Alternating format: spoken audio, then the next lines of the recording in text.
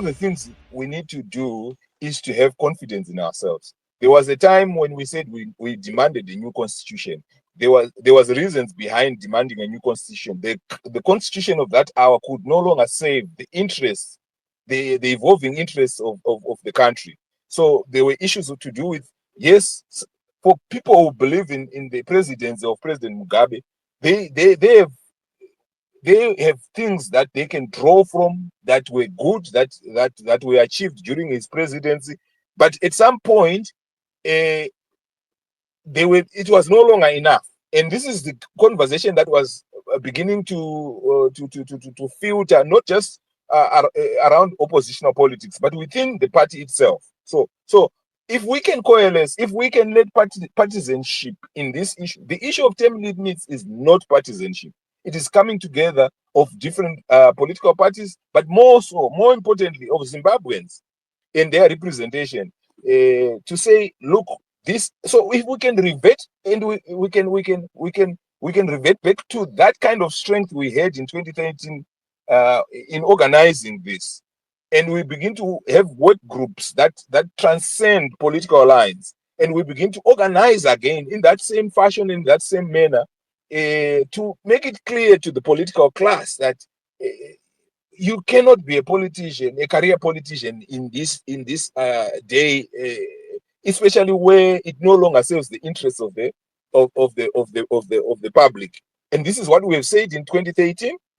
It would be surprising that several years later we are now going back to changing those same things, and it seems like without consulting and without the approval of the public for whom you want to say. So we need to go back to those conversations.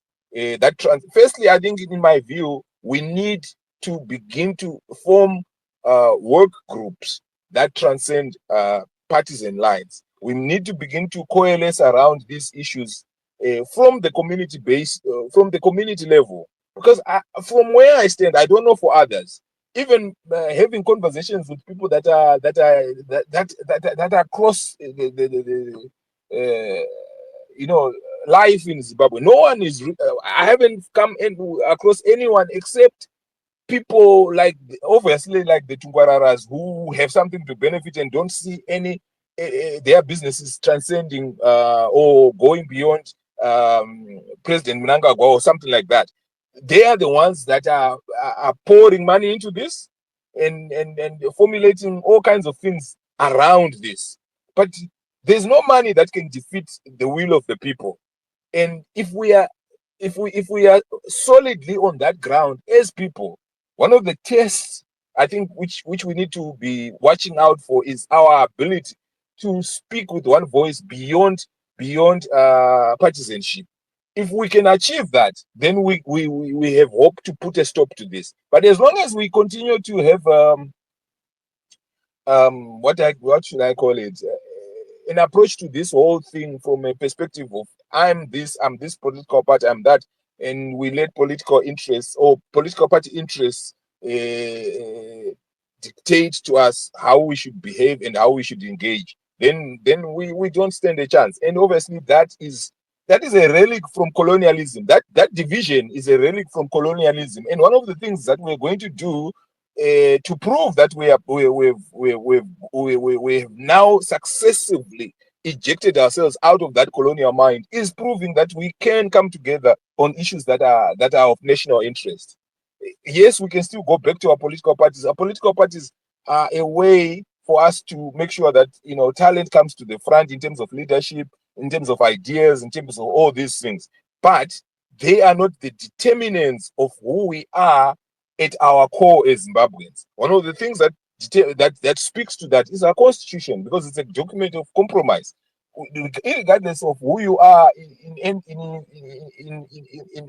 your working life, we all contributed to what defines us as Zimbabwean, which is one of the things that defines us as Zimbabweans, which is our constitution. And that thing is not subject to the politics of the day. It's not subject to the political actors of the day. It transcends beyond that, and we should. And its only security is the ability for us to come together. So without that, the way that we organize for politics when we want to go and win and get our idea to be the one that the nation will follow through politics, if we can't do that for the things that transcend political parties, that define us at our core as who we are as Zimbabweans, if we can't do that, then we don't stand a chance. That's where I come from. That's where I'm coming from. So we need to be able to organize around that. This is going to require some organizations of some sort, but outside political parties. And if we get that organization and we begin to have a structured approach to this, I think we stand a chance of this thing might end up cementing and strengthening us more than we think it is a threat to us. Thank you.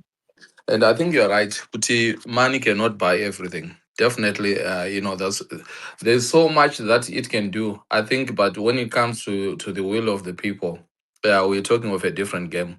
Because you can buy propaganda, you can do all those things. You can buy silence and even loyalty. Actually, it can be bought for a season.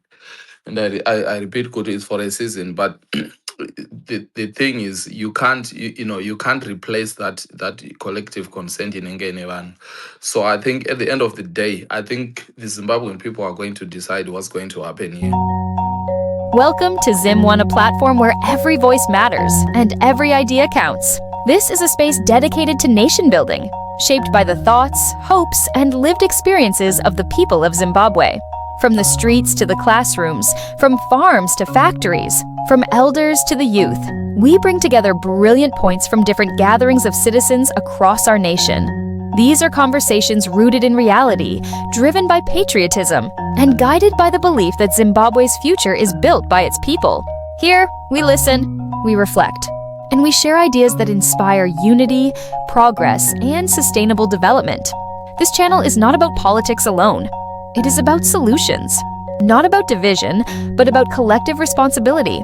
Join us as Zimbabweans from all walks of life contribute insights that strengthen our communities, uplift our nation, and shape the Zimbabwe we all want to see. This is our voice. This is our vision. This is nation building together.